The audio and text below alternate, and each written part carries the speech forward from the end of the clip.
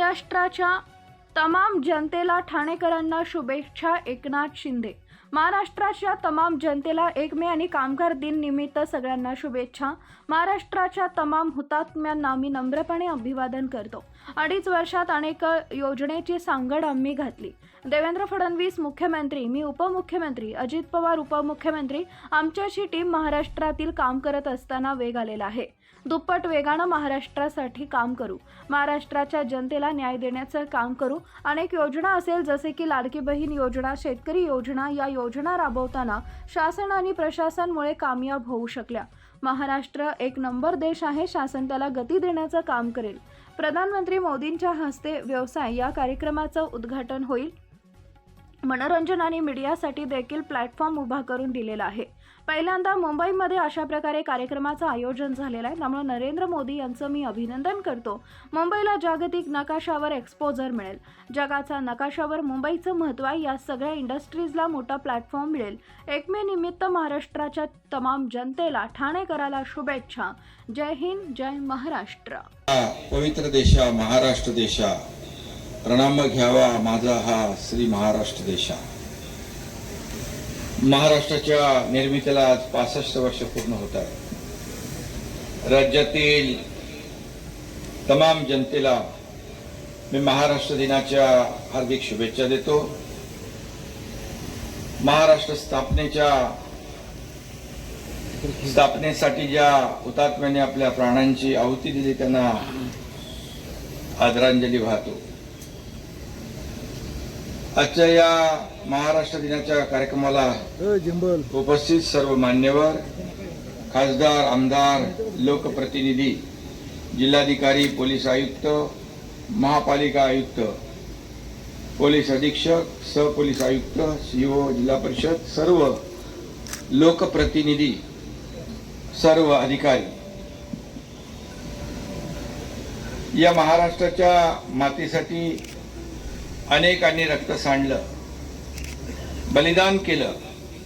त्यामागे अनेक दिग्गजांच्या तपश्चर्या आहे, कर्तृत्व आहे. त्या साऱ्यांचं स्मरण करण्याचा हा दिवस आहे. ज्यांनी ज्यांनी या भूमीसाठी बलिदान दिलं त्या सर्व ज्ञात अज्ञात स्वातंत्र्य सैनिकांचं स्मरण करण्याचा आजचा दिवस आहे. आज आंतरराष्ट्रीय कामगार दिन आहे. महाराष्ट्राच्या उभारणीमध्ये कामगारांचं बहुमोल योगदान आहे, त्यांचं स्मरण करण्याचा दिवस आहे. आज महाराष्ट्र दिन साजरा करण्यासाठी आपण जमलो आहोत आणि सीमेवर पुन्हा एकदा युद्धाचे ढग जमू लागले आहेत. ही वेळ आहे छत्रपती शिवरायांच्या शौर्याचा वारसा जागवण्याची. एकमेकांमधले हेवे दावे, पक्षभेद, अंतर्गत वाद भांडणं गाडून देशासाठी एकजुटीने उभं राहण्याची. ही राजकारणाची वेळ नाही, ही राष्ट्रकार्याची वेळ आहे. पहलगाम मधल्या अतिरेक्यांनी निरपराध पर्यटकांना गोळ्या घातल्या, याचा बदला देशाचे प्रधानमंत्री मोदीजी आणि आपले शूर सैनिक नक्की घेतील. त्या कामात मराठी पाऊलही पुढे असेल हे मी खात्रीने सांगतो. महायुतीच्या काळात महाराष्ट्राच्या महाप्रगतीची घोडदौड सुरू झाली. पंतप्रधान नरेंद्र मोदी, गृहमंत्री अमित भाई शाह यांच्या मार्गदर्शनाखाली मुख्यमंत्री देवेंद्र फडणवीसजी, उपमुख्यमंत्री अजितदादा पवार आणि मी, आम्ही तिघेही एक दिलाने, एक मताने महाराष्ट्राचा गाडा हाकत आहोत. जातनिहाय जनगणना करण्याचा ऐतिहासिक निर्णय प्रधानमंत्री नरेंद्र मोदीजी यांच्या नेतृत्वाखाली काल केंद्र सरकारने घेतला. महाराष्ट्र दिनाच्या पूर्वसंध्येला हे वृत्त येऊन थडकलं. मोदी सरकारची सामाजिक न्यायाची भेटच आपल्या देशाला मिळाली असं म्हणावं लागेल. या निर्णयामुळे महामानव डॉक्टर बाबासाहेब आंबेडकर यांना अभिप्रेत असलेला भारतीय समाज आता भविष्यात उभा राहिलेला दिसेल. असे निर्णय घ्यायला धाडस लागतं आणि म्हणून अनेक धाडसी निर्णय आपल्या केंद्र सरकारने मोदी साहेबांच्या नेतृत्वाखाली घेतले.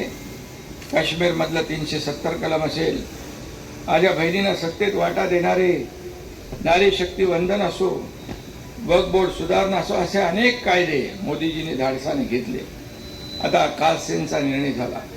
आम्ही मोदी सरकारचं मुक्तकंठाने अभिनंदन केलं आणि करतोय, आभार मानतोय. या निर्णयामुळे वंचित शोषित समाज घटकांना न्याय मिळेल, सामाजिक न्यायाचं महाद्वार उघडेल याची मला खात्री आहे. देशात आज महाराष्ट्र अनेक आघाड्यांवर नंबर 1 आहे. महाराष्ट्रानं आर्थिक, सामाजिक, औद्योगिक क्षेत्रात मुसंडी मारली आहे.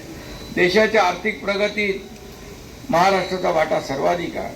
महाराष्ट्राच्या विकासात मुंबईचं मोठं योगदान आहे. पण मुंबई म्हणजे केवळ मुंबई नाही, तर मुंबईपासून ठाणे आणि पुढे रायगडपर्यंत सगळं महाक्षेत्र, महानगर क्षेत्र सुद्धा यामध्ये येतं.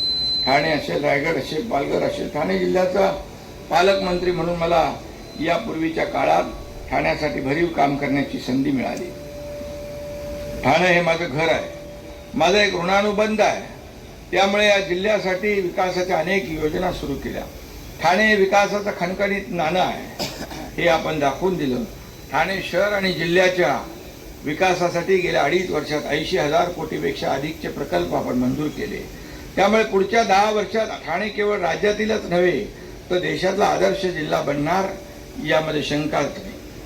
ठाणे जिल्ह्याच्या आपल्या अर्थव्यवस्थेतलं योगदान $48 बिलियन आहे. 2030 पर्यंत ते $150 बिलियन इतकं करायचं आहे. MMRच्या विकासासाठी MMRDA आणि वर्ल्ड इकॉनॉमिक फोरममध्ये MOU झाला आहे. मुंबईचा GDP दुप्पट होतोय. मुंबई एवढे पालघर, ठाणे आणि रायगडचं योगदान असणार आहे. पुनर्वसन, परवडणारी घरं, जागतिक दर्जाची वाहतूक यंत्रणा आणि दर्जेदार लाईफस्टाईल असं ठाणे जिल्ह्यात चौफेर विकास करायचा आहे.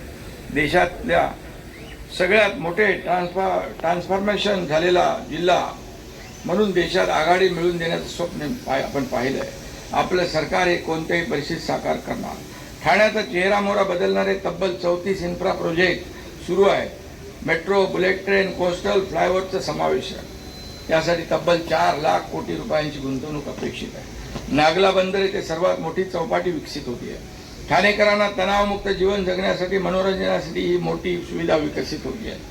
माझ्याकडे गृहनिर्माण, नगरविकास यासारखी महत्त्वाची खाती आहे आणि यामध्ये आम्ही लवकरच नवीन क्रांतिकारी गृहनिर्माण धोरण आणतोय. नवीन पॉलिसी, परवडणारी घरं असतील, परवडणारी भाड्याची घरं असतील, वर्किंग वुमन्ससाठी असतील, स्टुडंट हॉस्टेल असेल, गिरणी कामगारांसाठी घरं असतील, सर्वसामान्य लोकांसाठी घरं, हे मोदीजींचं सगळ्यांसाठी घरं हे धोरण देखील आपण राबवतो. येत्या 5 वर्षात 8 लाखापेक्षा जास्त घरं आपण बांधतोय. समृद्धी महामार्गाचा शेवटचा टप्पाही जवळजवळ पूर्ण झाला आहे. मुंबई पुणे मिसिंग लिंकचं काम 96% पूर्ण झालं आहे. आमच्या कामात कोणताही स्पीड ब्रेकर नाही आहे. राज्याच्या सगळ्या विकासासाठी प्रचंड ऊर्जा, सामर्थ्य आणि इच्छा लागते आणि ती आम्हाला प्रधानमंत्री आदरणीय नरेंद्र मोदी यांच्याकडून वेळोवेळी मिळते आहे. त्यांचंही सहकार्य, योगदान या राज्याच्या विकासामध्ये मिळते. शासन में महाराष्ट्र दिन आणि कामगार दिन याच्या मी तमाम महाराष्ट्रातल्या जनतेला मनापासून शुभेच्छा देतो आणि महाराष्ट्रासाठी ज्यांनी ज्ञात अज्ञात हुतात्म्यांनी जे बलिदान दिलं त्यांना मी विनम्र अभिवादन करतो आणि मी माझ्या भावना आता मनोगतातून व्यक्त केलेल्याच आहे. पण महाराष्ट्रामध्ये आज जे आपण पाहतोय, गेल्या 2.5-3 वर्षामध्ये विकासाचे प्रकल्प, लोकाभिमुख कल्याणकारी योजना यांची सांगड आम्ही घातली आणि महाराष्ट्रातील जनतेने भरभरून आशीर्वाद देखील दिले. आता मी उपमुख्यमंत्री, देवेंद्रजी मुख्यमंत्री, अजितदादा उपमुख्यमंत्री अशी एक टीम आम्ही जे काम करतोय, गेल्या वेळेचा जे वेग आहे कामाचा त्यापेक्षा दुप्पट वेगाने या महाराष्ट्राचा विकास करू, सर्वसामान्य माणसाला न्याय देण्याचं काम करू.